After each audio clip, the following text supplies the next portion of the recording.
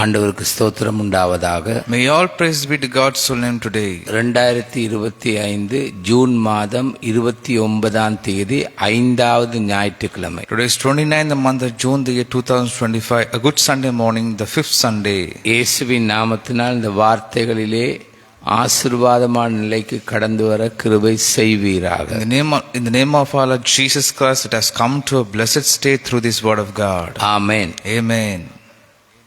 இஸ்ரவேல் ஜனம் தேவனுக்கு கீழ்ப்படியாமையினால் தன் பார்வைக்கு நலமானதை செய்து ஆசீர்வாதமான நிலையிலிருந்து வேதனையான நிலைக்குள்ளானது.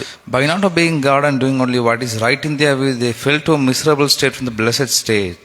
காரணங்களை ஆராய்ந்து பார்ப்போம். Let us analyze the causes of this situation. முதலாவது குறிப்பு, as my first point, கில்காலிலிருந்து போகிமிற்கு போனார்கள். They went from Gilgal to Bochim. Gilgal ஆசீர்வாதமான இடம். The Gilgal means a place of blessing.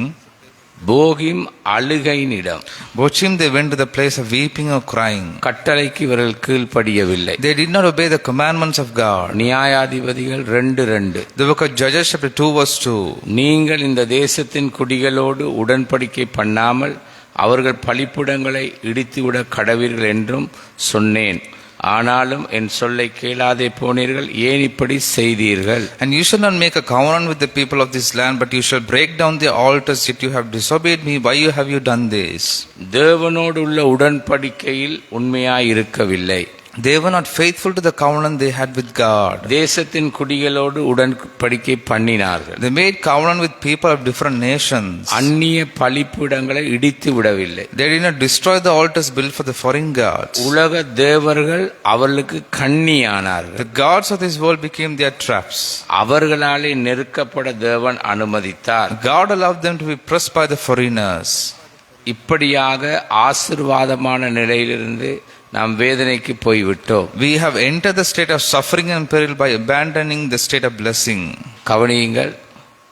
Listen to this carefully. கீழ்ப்படிந்து ஆசீர்வாத நிலைக்கு கடந்து வருவோம். Let us come to the state of blessing by obeying God. தேவன் உண்மை உள்ளவர். God is faithful to us. ஆசீர்வாத நிலையிலிருந்து இன்றைக்கு நம்முடைய நிலை கண்ணீரின் நிலை, இழப்பு நிலையாய் மாறி இருக்கிறது. From the state of blessing, our state has changed to suffering and peril.